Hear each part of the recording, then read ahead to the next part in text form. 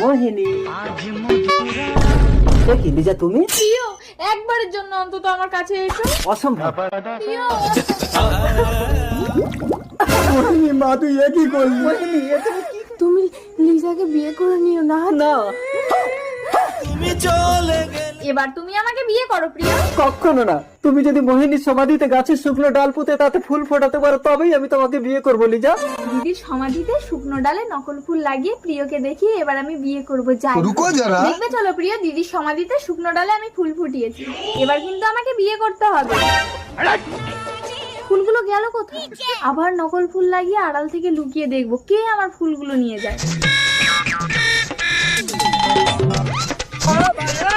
এই, তুমি তাহলে প্রতিদিন আমার ফুলগুলো ফিনিশ করে দাও কেন?